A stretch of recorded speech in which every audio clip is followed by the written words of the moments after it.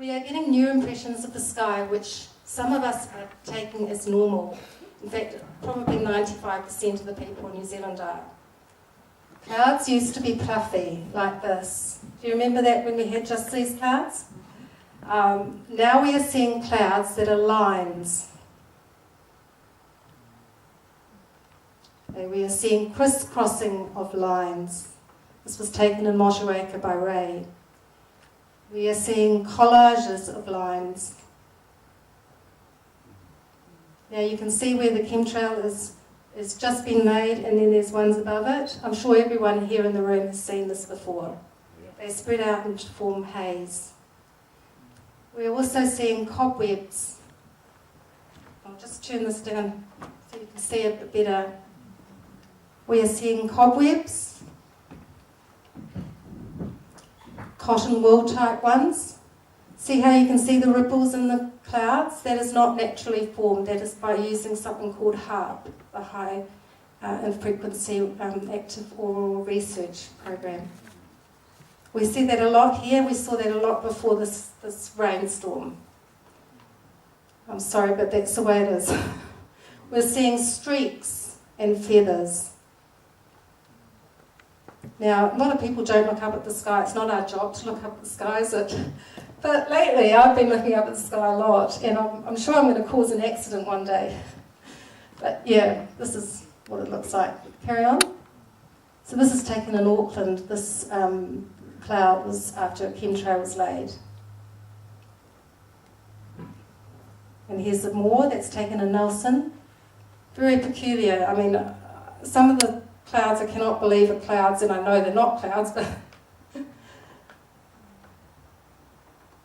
and this is something called rainbow clouds. Now they are from chemtrails. Most of the particulates in there will be aluminium, barium and strontium, and they form colour in the clouds, and we see that a lot. It's in Christchurch. And here you'll see another rainbow, that's in Littleton, and the HARP clouds. It was taken last year, I think, down in Littleton. It was just before an earthquake, I think, wasn't it? Well, yeah. So they have been subject to a lot of HARP down there. And here is another rainbow cloud. Now, the sun is setting in the west down there, and that is a rainbow cloud on the left. So it looks like there's two suns, but there isn't. And the next thing we are seeing a lot of is halos, and they come as a result of there being so many particulates in the atmosphere. Okay.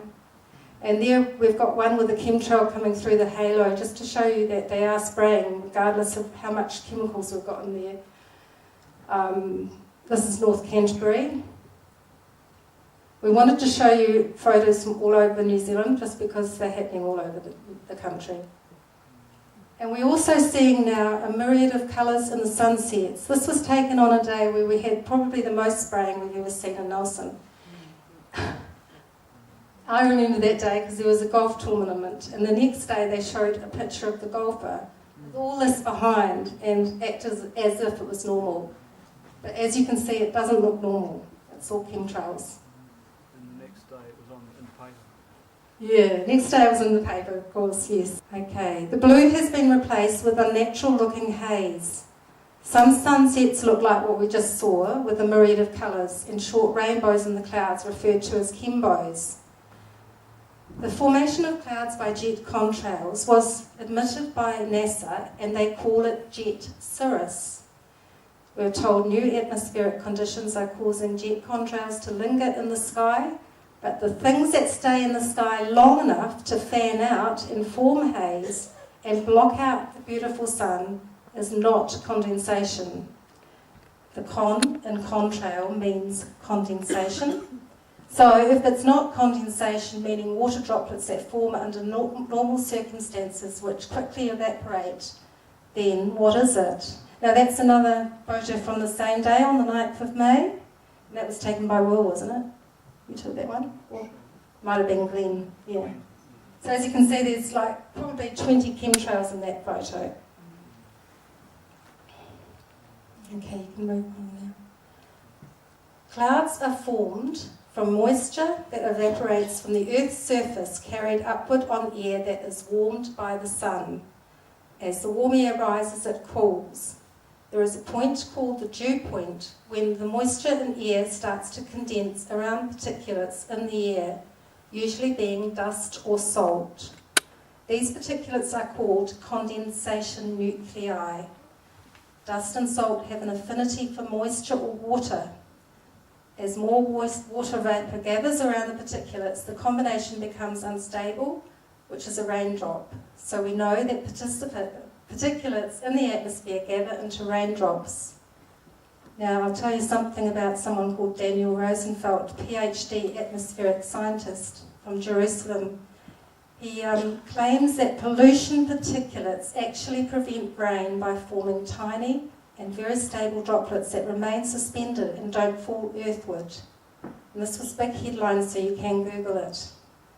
If this is correct, then it says that the smaller the particulates, the more stable the droplet. So this is how you would get clouds to hang in the sky and turn into haze, or so-called whiteout, which is what we're seeing a lot.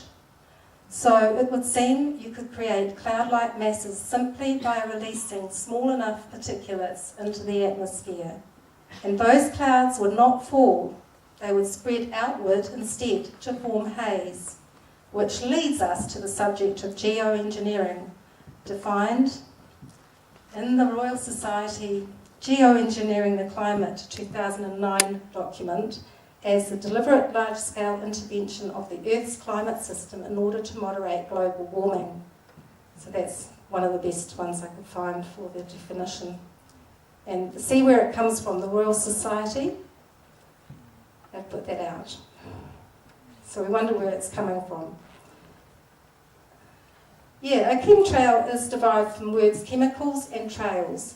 Here is a diagram of what chemtrails are as opposed to no trail and a contrail. And as you can see, the chemtrail goes from one end of the picture to the other. Sometimes it stops and starts, so you can see it turning on and turning off. A contrail is short, and often planes have no trails at all. In fact, most of the time they don't. A contrail is basically an exhaust from an aircraft burning fuel. If you burn hydrocarbon, it forms water vapour to do with hot exhausted plane reacting with the cool atmosphere. Contrails became visible in the stratosphere above 8,000 metres, same range as cirrus clouds are formed, and at low humidity, and cannot occur in the troposphere where we live and breathe, which is where they are spraying. Contrails disperse, chemtrails linger. Contrails are colourless as well. And as you know, if you go to an airport and you see lots of planes, you don't see anything coming out the back of them. You know, it's colourless. And a lot of the planes now are actually very economical with fuel, and they burn it a lot better than they did 20 years ago. So we're seeing a lot less coming out of the back of a plane. So here is a photo, we'll just turn over here. I'm not going to go into how contrails form, but that's basically, if you wanted to read that in the time I was talking, that is how it's formed. Here is a photo issued by NASA, and that was done in 2004, taken at a minimum altitude of 250k and at an angle. Normal contrails would not and could not be visible from space 300 miles away, nor would they last long enough to make this grid. I think that's pretty amazing. I mean, look at all that haze and how much particulates would have been in there. Thanks, Will. Spraying chemicals is nothing new. We know they exist because we aerial spray for crops, for example. Thus, the military use them for military purposes, i.e. to spray chaff or aluminium for testing out radar deflection. We see them coming out of planes at air shows, and they're different colours as well.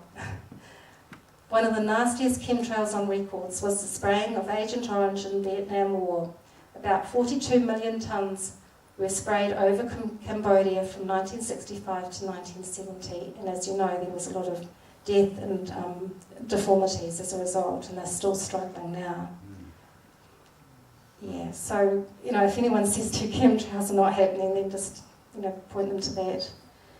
Also in Dorset, UK, where I'm from, my grandparents lived there, between 1959 and the late 1960s, were subjected to airborne spraying of non-live biological germ warfare, E. coli, and in other instances, poisonous zinc cadmium sulfide, which caused loads of health problems and birth defects. Now, this only came into the open a few years back, but they said it was because they wanted to test germ warfare in case the Russians attacked them, so they did it on their own population. Not nice. And my grandmother, she had a stillborn and she had a birth defect for her son, so I don't know if that was linked. Anyway, we also know that China spray chemtrails to improve the weather during parades, and Moscow uses it to stop snow, as it costs too much to clean up the snow. Anyway, so that's that. Question everything. We've come here today. I don't expect you to believe everything I say. Look, do your own research, because I might be not telling you the truth. Well, I am telling you what I know is the truth, but you need to find out the truth yourself. So that's why we've brought lots of information with us for you to take away, so you can start and learn a bit quicker about it. Question what is in the sky and look up. Is this normal cloud you're seeing? How can a condensation trail form at random? Otherwise the plane wouldn't it fall out of the sky? That's what they're saying it's doing anyway. How come you have tornadoes that are producing rock-sized hailstones? Now on the right there is Wyoming, a hailstorm in June, just recently, I think it was last week actually, produced rock-sized hailstones. Now I know on Facebook that the people that are living there are sprayed very heavily, and this was man-made, unfortunately. In Pratton in Australia, just this week, they have had a severe wind outbreak, which are happening all over. In Auckland, we've had tornadoes. All these events are geoengineered. They do have to use something that's in the air. They can't just make it out of nothing, so they engineer it according to what they've got. Yeah, and anyway, the one on the left, of course, is Queen Street, and that was a few months back, so it affected everybody in Nelson, I'd say. And also, how come in the globe we are getting record high temperatures and record low temperatures? In America, they've had 40,000 records in a year, so they just don't know what's going on with their weather. Some of them know, but yeah. And in UK, they're getting all their rain, so they've had nothing but rain for a year, and they've had record floods. When they do get sun, it's because the Bilderberg group are visiting, which was a few days ago. They were there for 5 days, and they had sun, and everyone got sunburnt. Grace told me that. But it's not funny, because if I had no sun, I'd go mental. Anyway, where has our lovely blue sky gone? That's what I want to know. Finally, just for me, everyone must research, I've said that before, share the facts, and we all need to know quickly. We need to unite to stop this now, put the unity back into our community. And thank you. I'll pass you on to Rose. My name is Rose. I'm here, I saw my first chemtrail probably in 2007.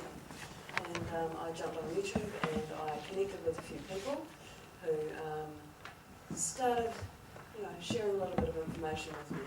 I had no idea what I was seeing. All I know is that the weather had gone bonkers. I remember 1 February up in Ward, we had 5 weeks of rain, solid 5 weeks of rain in the middle of February. Something was wrong. Okay, what I'm going to do here tonight is read you an article that a 16-year-old has written.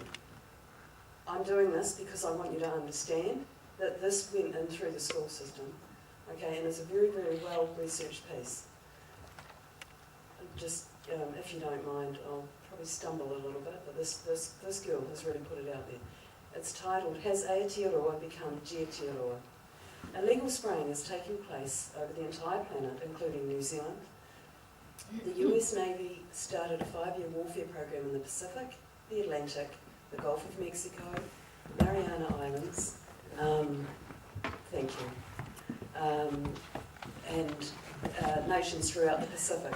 They're using bomb blasts under and over the oceans, toxic chemicals, submarine warfare training, missiles and gunning exercises. They're building underwater facilities for submarine training. There are 16 separate programs and 16 separate oceans. The Navy has extended this program recently, and it's now focused on the Pacific. 31,000 marine mammals will die over the next 5 years because of this technology. The Navy, this piece here has been taken from an interview that I did with Rosalind Peterson, who is the head of the Agricultural Defence Coalition.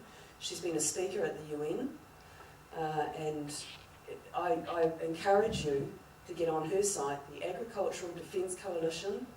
It's a US site. She's a crop adjuster. She's watching the breakdown of the ecosystem in the US at the moment and recording it, and very well. All patents are on her site. Anything that you want scientifically is available on her site. Another person that I'd ask you to check out is Dane Wigington. He Google that, you'll find him. All right, so 5 years that program has been running. Why am I talking about this? It's all connected. Keep your ears open. I care because I've been watching the spray programs take place over New Zealand since 2007. We've been recording the data by watching, taking screen dumps of the flight radars, satellite images, and our own photographs. These are then put online, and manual copies kept in case of a grid outage or a computer crash. The term used for the spray program is geoengineering or chemtrailing. We don't like to use the word chemtrails anymore. We learnt that the hard way. Rosalind Peterson quotes, "All government agencies at this time formally define the word chemtrail as a hoax. This program is being denied by the New Zealand government. My mum and her friend approached the Mayor, Kevin Hayes, of Kaikoura in late 2009. Kevin Hayes allowed them to do a slideshow presentation. What was his reaction? He probably tried not to laugh, but he did say he'd seen the long white lines in the sky, but had thought they were vapour trails from jet aircraft. Mayor Hayes then went to the USA to his son's wedding. They stayed in the Sierra Mountains, where it was glaringly obvious that the skies were being sprayed, crisscross hatched skies. He took over 2,000 photos of his own on that journey and came back and contacted my mother. Mrs. Hayes has serious respiratory disorders and found it hard to breathe while in the USA. Mayor Hayes contacted Mum on a return saying he now understood, and he had not only witnessed the spraying for himself, but had taken many pictures of his own. He started asking the environmental minister what the spraying was about. Mayor Kevin Hayes has since written 3 letters to the now ex-Minister of Environment, Nick Smith, who sent it on to Todd Cribble. Okay, the last message Mayor Hayes wrote is attached. Mayor Hayes was a school teacher at Kaikoura High School before becoming the mayor. He's a hero in my eyes. Mum and I went to work to find out what was going on. We had some questions we wanted answered. What's in the trails? Who runs the program? Who's spraying? Who's spraying the trails? Why are they spraying and without consent or knowledge of the people? Who's paying for these spray programs?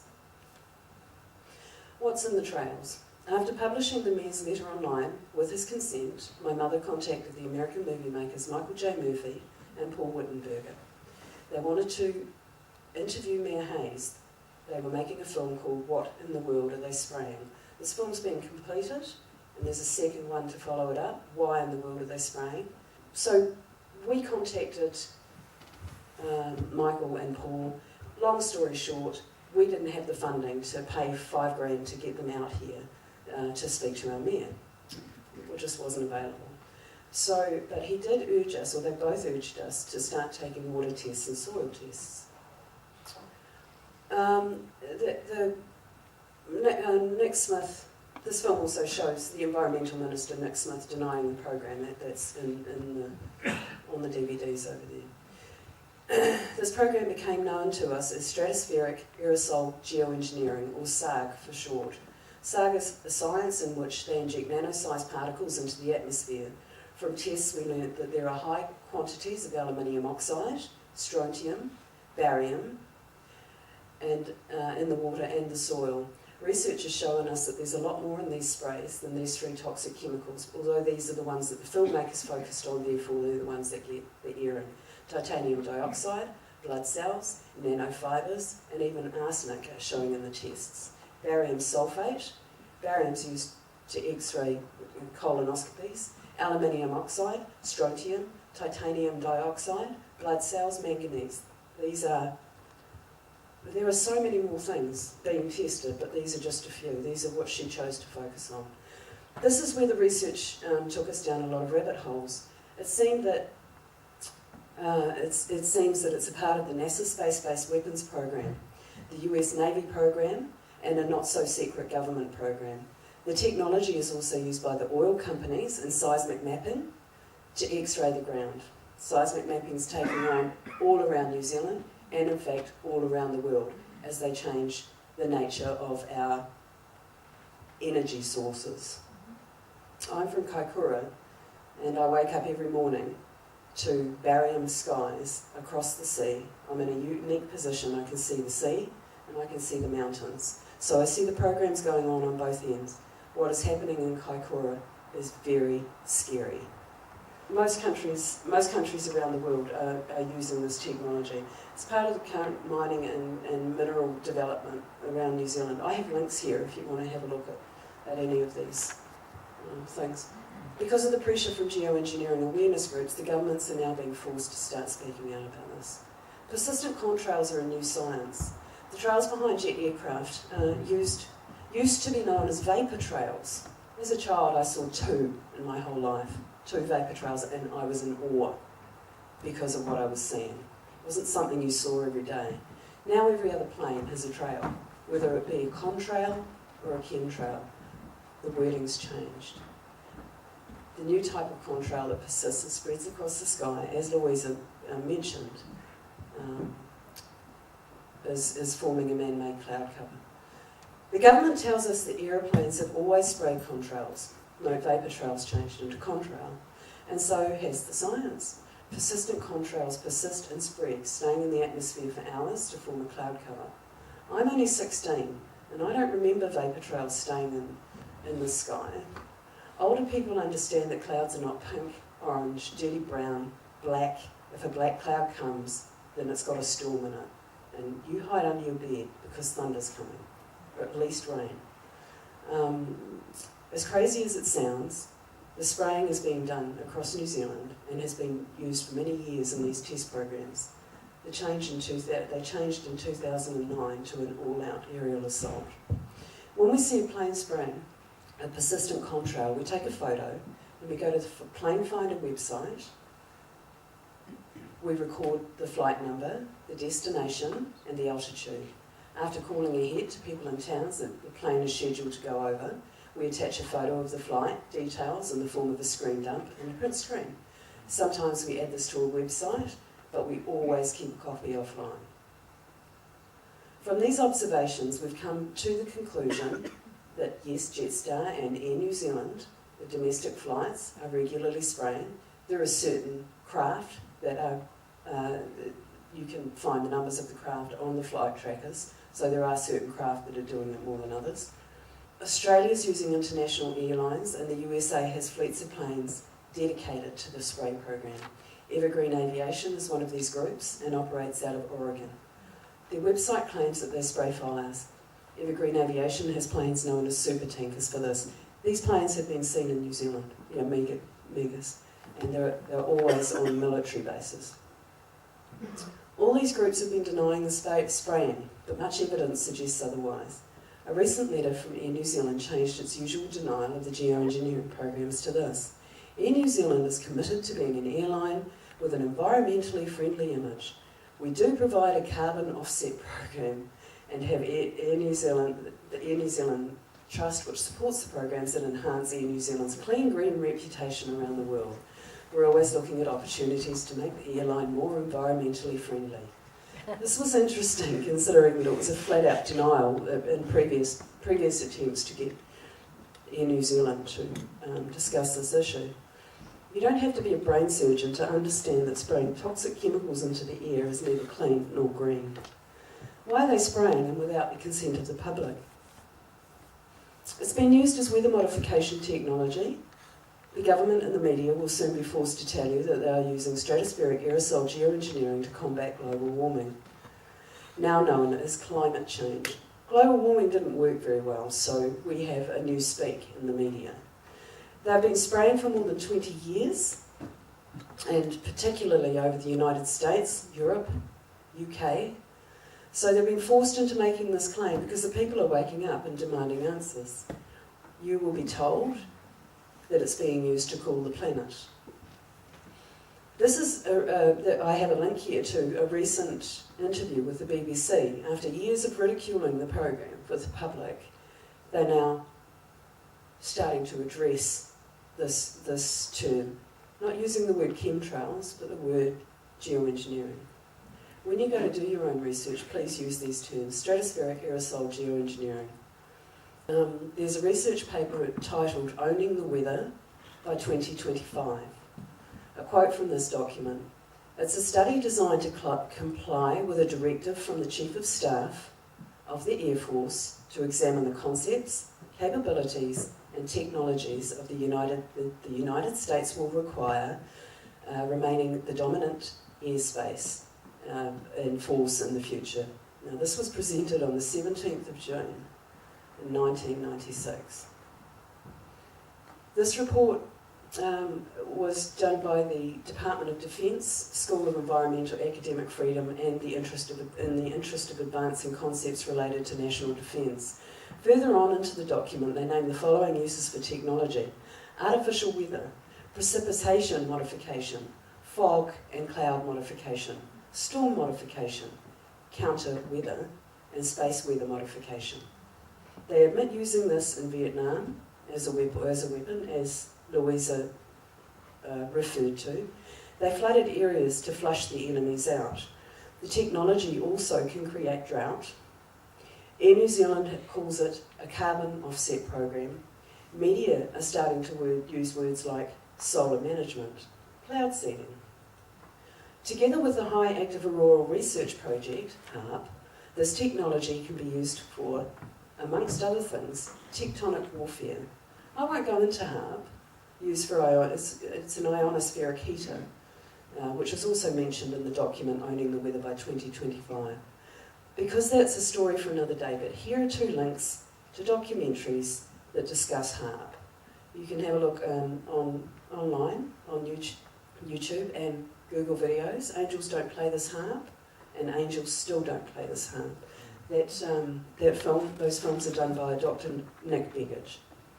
Geoengineering is also used in the oil industry for seismic mapping. The problem with this is that they're not just X-raying the land and the seabed, but they're also X-raying everything and everyone, using technologies that people here just aren't ready to hear about, quite frankly. The mainstream media have started talking about military chaff in the air. It's used to jam radar. You can find that online anywhere you like. Who's paying for these spray programs? 3 words: carbon tax credits. You happy about that? Carbon tax credits. Aluminium causes Alzheimer's, which has also skyrocketed in the last years. Some places are reporting that it's climbed by 200%, and young people are now suffering with it. Heavy metals crossing the blood-brain barrier can and will kill. People are suffering from respiratory disorders, allergies, and problems like asthma have gone through the roof. Any school teacher in a classroom will tell you that skin rashes, heart problems, headaches and inflammation are also at an all-time high. So after asking these questions, I have 100 more. Spraying toxic chemicals into the atmosphere seems like a crazy way of dealing with climate change. If they've been using this technology over live populations for years, how do we know that interfering with Mother Nature hasn't been the cause of climate change? Why are they spraying at night? Solar management? Strontium turns yellow when exposed to the air. Is this the stuff that was lying around in the puddles after the Christchurch earthquake, after the storm, and after the storm that belted New Zealand last year, put snow from one end of New Zealand right through to the winterless north? The media called it pollen, but pollen doesn't look like paint in the rivers and puddles, nor on top of the snow. In fact, I had a sample sent to me from Ashburton that was on top of the snow after one of these events, and the media still called it pollen. Strontium is found in radioactive fallout. Why are radioactive chemicals in New Zealand's air and water anyway? If you'd like to know more about the isotope radiation readings that we're collecting, this might be the thing that wake you all up. Who has the right to use this as a live lab experiment? Is it legal? Why are the governments of the world denying these programs and covering them up? Chemtrails are being added during the digital remastering of old movies. It's true. Why? What's the purpose? Why are kids' cartoons and adverts suddenly full of trails? Why did the education system, NASA put 15 new clouds into the education system in 2009? Why are there suddenly many more new clouds? NASA's publishing many more, and I have a website link here that you can go to that and see this for yourself. So for generations, there are only certain types of clouds in the sky, and then all of a sudden, we have to invent new ones. Why is everyone on the planet not asking more questions? Are there biological weapons being tested on the people? I could go on for hours because this is a subject I'm now really passionate about. I like to have children. I hope that someone reading this will start asking their own questions too. Thank you to the school for giving me a chance to tell you what concerns me. I know I've spent far too many hours doing this project, but if it wakes up one person, it was worth every bit of the time. Look up.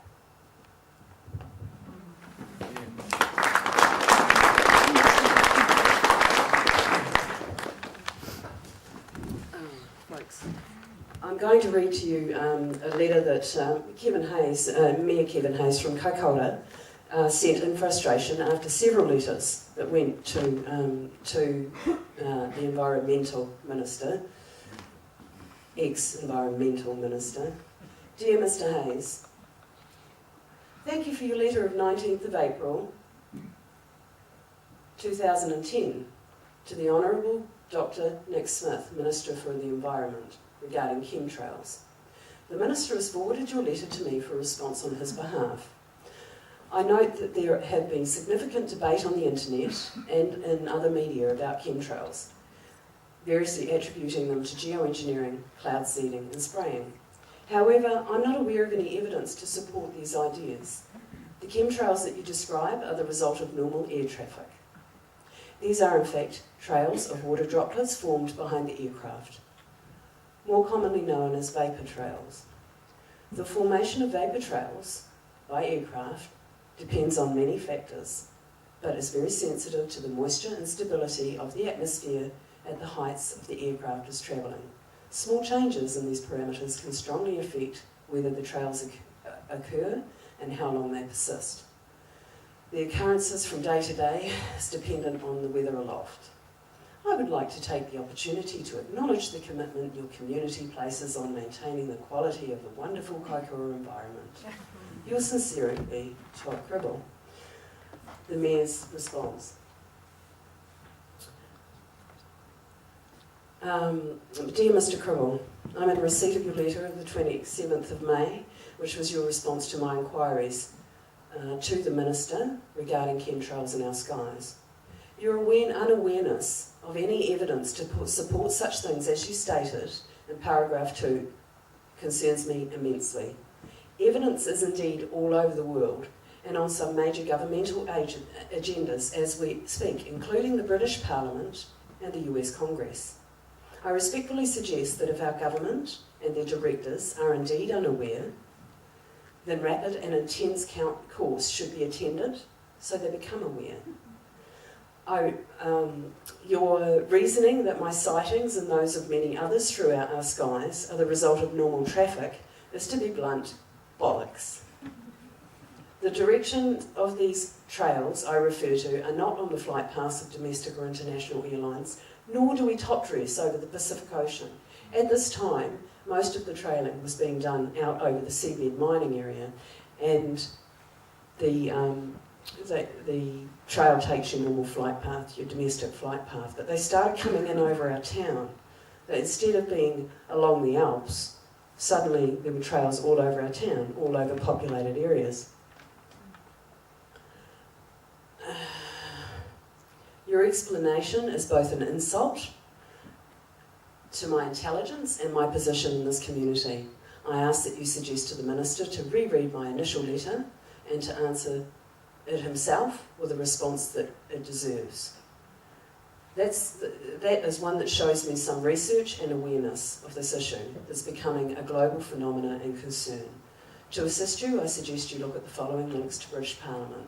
Yours respectfully, Kevin Hayes. And the link that he provides is publications.parliament.uk.pa.cm. I will leave that over there for you to copy down. Well, folks, that's what I have to say. That's what a 16-year-old had to say. We need to wake up.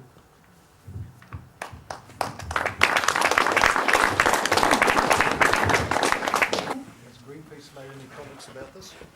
It's Greenpeace. The only thing they've said is that they don't want to comment. I did make a little mention about that. John Ison was told that it was a strategic reason not to comment on it. It's not that they're discounting them, it's just that there wasn't enough scientific evidence. No. I spoke with Greenpeace at the Hands Across the Sands event. Thank you, Louisa. I spoke with Greenpeace at the Hands Across the Sands event in Kaikoura, and our little town of 3,500 people had 650 people on that beach against the seabed mining. There were 50 of these events happening around the planet, and Kaikoura had that massive turnout.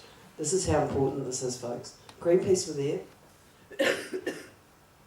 I mentioned the radiation readings that we had, which are, excuse me, I obviously I'm not well at the moment.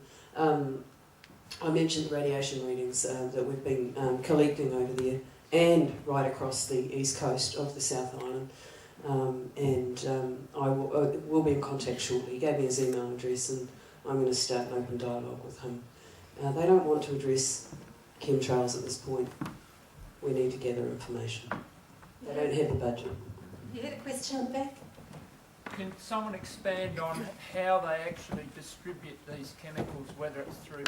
I know they've mentioned it, it's been mentioned, but from your perception, how are these chemicals distributed? Are they in commercial airlines? I mean, here in New Zealand and in Australia, in the southern hemisphere, how are they distributed in the skies? They use planes, mainly military, but also commercial planes. There is something called Project Globally, which you can look up, and that's a lot of airlines around the world are involved in it, and they can use their planes to fly with the chemicals, and it's a way of these companies getting money as well. So just to expand on that response, why can't people simply say to the airlines, look, we just won't fly with you? How can we identify those airlines? You can answer. All right, you can use Flight Radar 24. You can find that online. Any plane that goes across. Okay, so I watch both sides. One goes across the Pacific Ocean.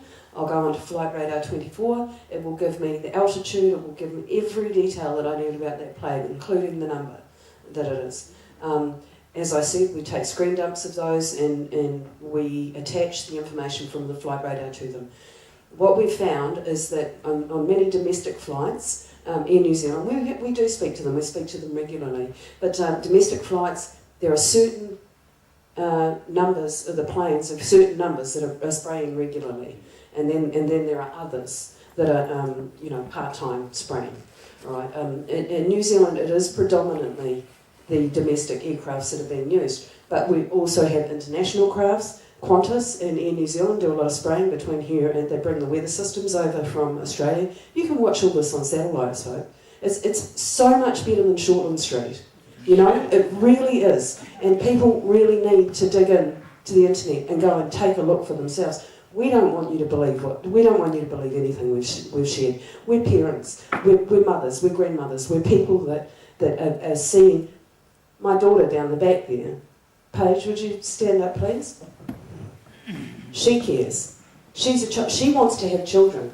This is why. This was the young lady who gave you this.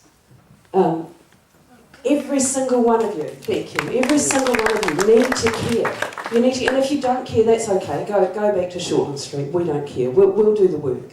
But as for military planes, we're seeing military planes regularly. They're the ones that we don't see on the flight radars. So suddenly there'll be this massive outburst of spraying, and it'll be from from Taranaki, across Nelson, Blenheim. This is their flight path down Kaikoura, Christchurch, and there'll be nothing. There'll be no flights on the radars. Those are military. So you know, you have to watch for yourself to believe this. When people say, "Oh, how can it be possible that Air New Zealand will do this?" They are doing it, folks. It's called carbon tax credits, and the governmental system has been set up in such a way that they get paid for this. Just like the doctors get paid to give your children vaccines. Same thing. They've set it up. Need to have a look at it. The Amigas, I believe it was. We've photographed the Amigas here in New Zealand, which are planes dedicated to spraying. They're gigantic aircraft, and we're starting to see them in the military bases around New Zealand now. Are the white ones, are they? Mm. Yeah. Send photos. There are people that would think that, oh dear, our government wouldn't want to be involved in that, and being British, the British government want to be involved in it and everything else. And then you start to find out that every blessed phone call that you've made, internet, has been copied by the Yanks. They can check you out. I believe without any doubt that the end is nigh. It freaks me out. It really freaks me out. And sir, we don't want to be here to put fear into anyone. I've got photographs of it here. I see this week after week after week over the bay. Yeah. I'm up in Quebec Road and I see it. Would you like to show them to the audience, Susie? Constantly, every week. Yep. Well, we have a break, Oh yeah, we have a break, perhaps 3 days, beautiful blue skies, then bang, it's back again. I watch it regularly, I photograph it regularly. Yep. Well done. And to see those tankers just reconfirms it all. I know it's really Makes my hard blood boil. to not get upset about it all. We want to stress to try and approach everything with faith and rather than fear, because fear is not healthy and it can actually make you sick. But I changed my approach to faith, and that's the only way I can do this. And I'm sure you're with faith as well. Yeah. But it is very upsetting. I just, Question at the back? Yes, my question is about commercial pilots flying on these aircraft. They must be aware of what's going on. I mean, presumably spraying must be controlled from the cockpit, and when a pilot takes off, it's his responsibility to know the weight of the aircraft when he's taking off. Well, actually, we believe that the commercial pilots probably don't know, because we are. You've also got to be aware, the US have got drones flying around the world, Yeah. remotely controlled. Yes, So they have the ability to remotely control pretty much anything on the They aircraft. operate by Yeah. satellite, because we see it when a commercial plane goes over. They start dumping just over Richmond, and it's often at the same spot. And we believe that they're operated by satellite. So there'll be a switch which they can operate and turn on these sprays. Well, that's what we believe. But the spray must be loaded onto the plane, and if that's someone Yeah, loaded that That's onto correct. the aircraft before it left Wellington or Christchurch or wherever. totally. We're actually not even sure some of the time whether the flights are actually what they're saying they are, because there is a Project Cloverleaf and they can use flight numbers of certain planes, so it might not be a passenger plane, if you know what I mean. I have a friend who's a commercial pilot, and he has said he'd resigned if he knew he was still in there.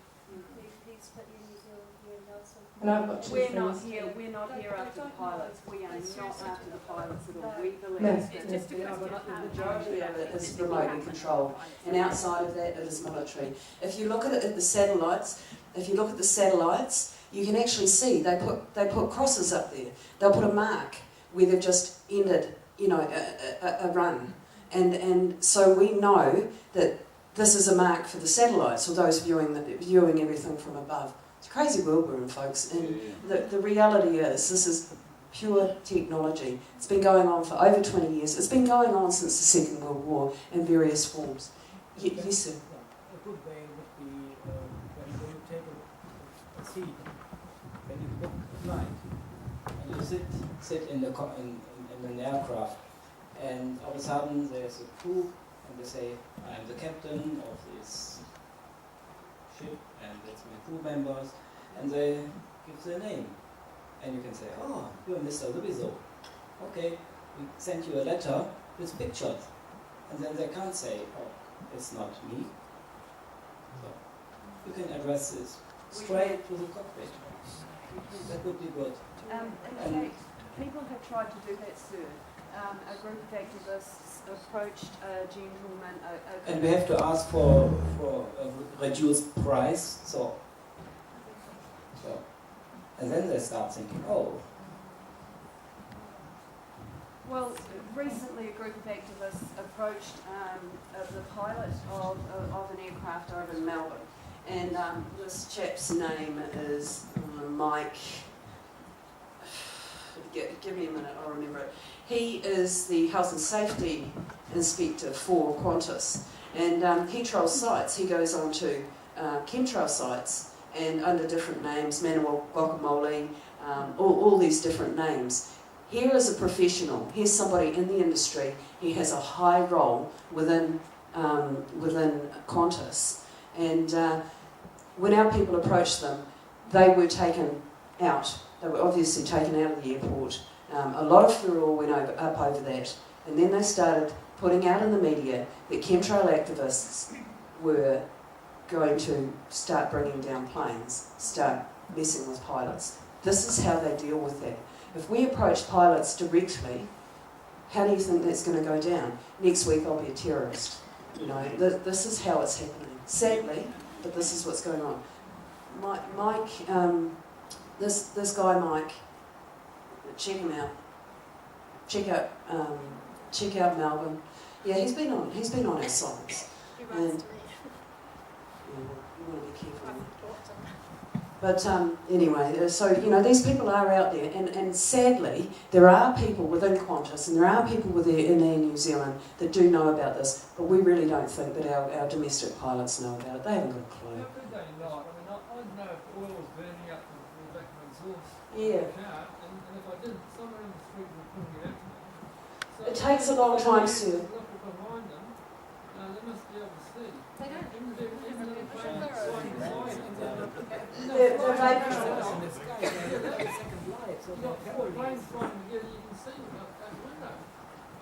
I was just saying that you can't help but see, even if you're a pilot.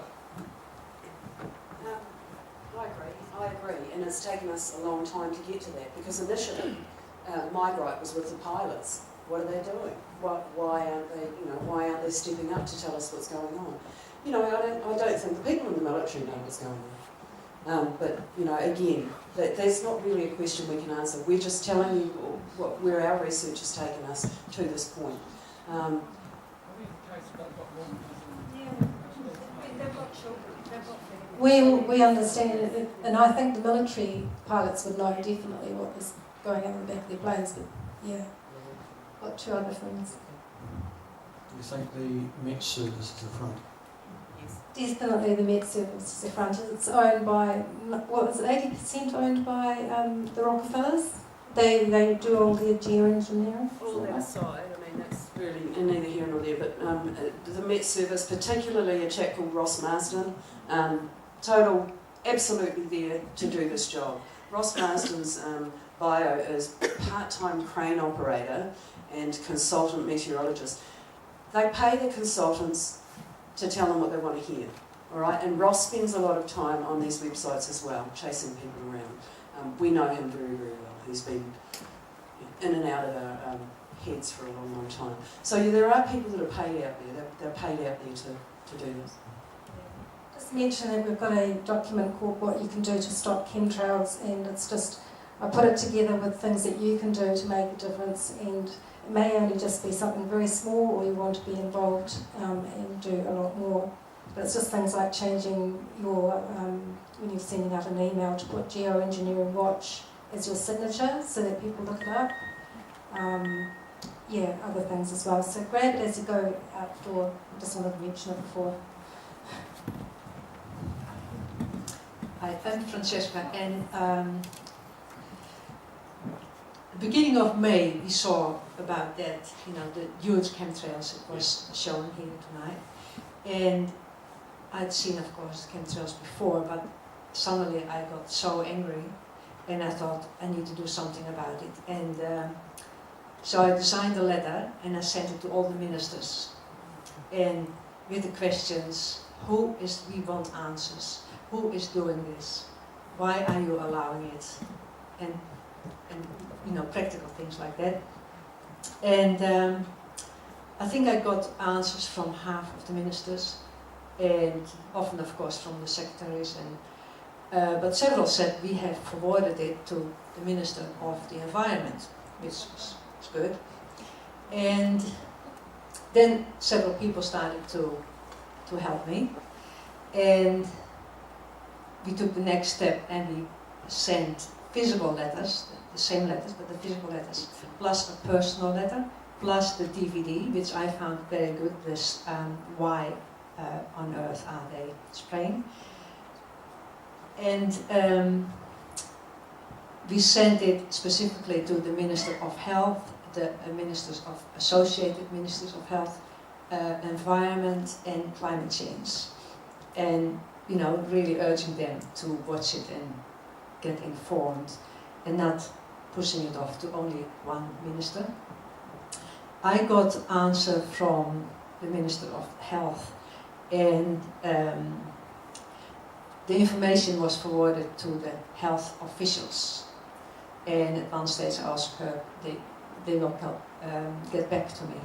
So we are working on that, and one person of our little group has approached Campbell Live, so she wants to have it on television. And we are working on a petition for Avaz. You probably know Avaz competition site. It's very successful, and I happened to discover that there is already an Avaz petition coming from Italy for a world ban. So I thought we must focus on the letter for New Zealand, and challenging the government to take a stand and to make at least, and start with New Zealand. I know it's a big thing, but if you feel you have to do something, you do that, to make New Zealand chemtrail free. And I got also this letter, it's the petition from Tim. There is a pile of that on that table, so please have a look. It's a bit alike. It's that we're asking the government to call for a complete ban of the chemtrails.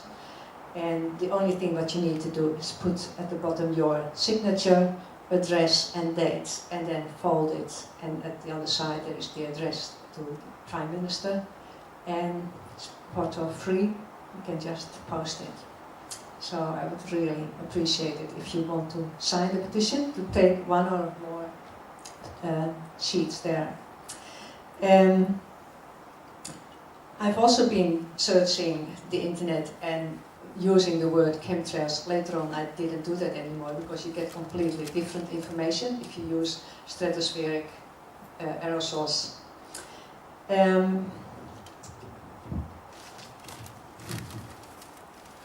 One friend said, you just type in chemtrails budget and you get an amazing amount of information. And I was trying to pin down what is the New Zealand government spending on it, or maybe receiving for it, to allow it to happen. And you already mentioned how it happens that with this carbon, you call it carbon tax credit, yeah. So it's probably hard to find that. But I came across, yeah, so I'm now using not the words chemtrails but stratospheric aerosols, and then you get different information. And I saw here an amazing scenario, and they call it injections. And monthly injections, 2 injections per year, no aerosols, radio effect of aerosols, continuous injections. It's unbelievable. But anyway, it's good to get informed and check it out yourself. And this was already fantastic, very informative.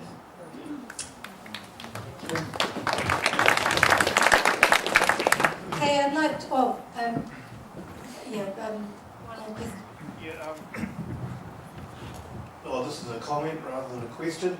I'm in the aircraft industry, have been for a long time, and to me the idea of passenger carrying aircraft being used for this purpose is quite far-fetched. The installation of tanks, pumps, valves and everything else would be a major undertaking. Any change to an aircraft of that nature is a modification.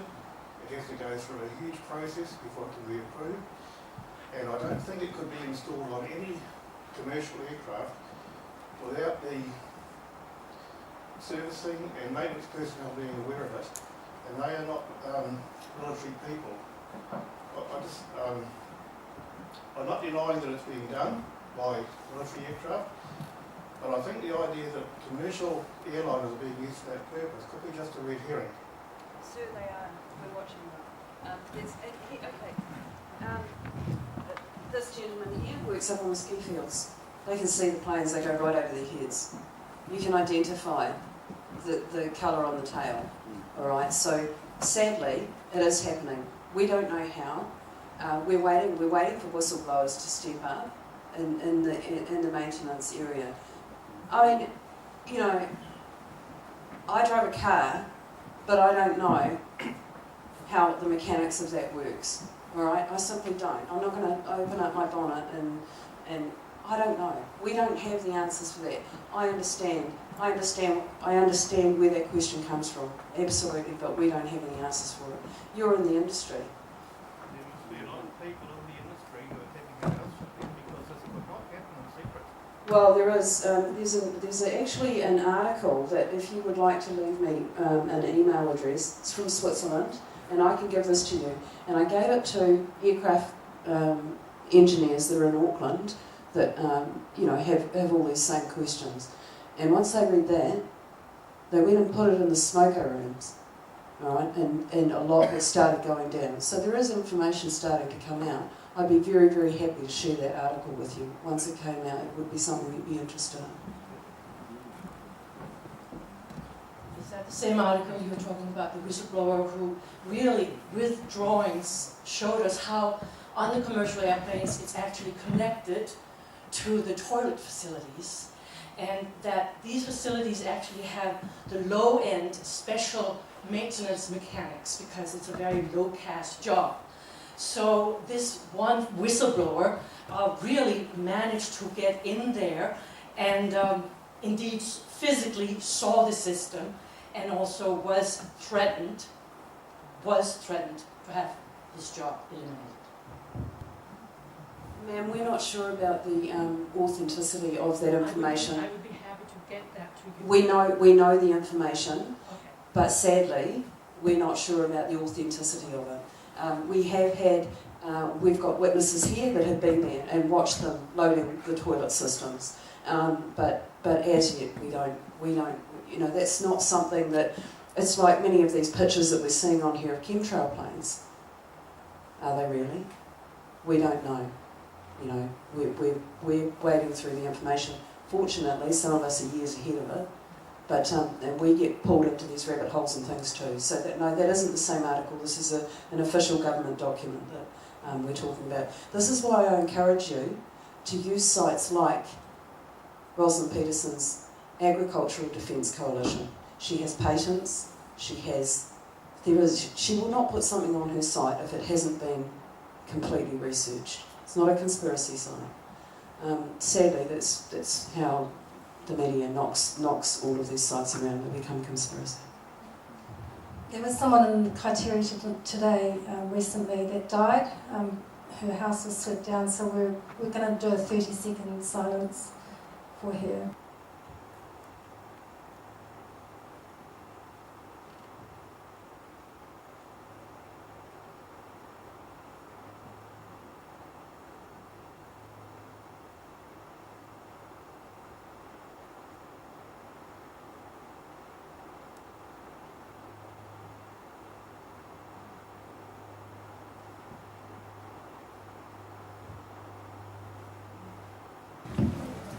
Thank you so much for coming out tonight.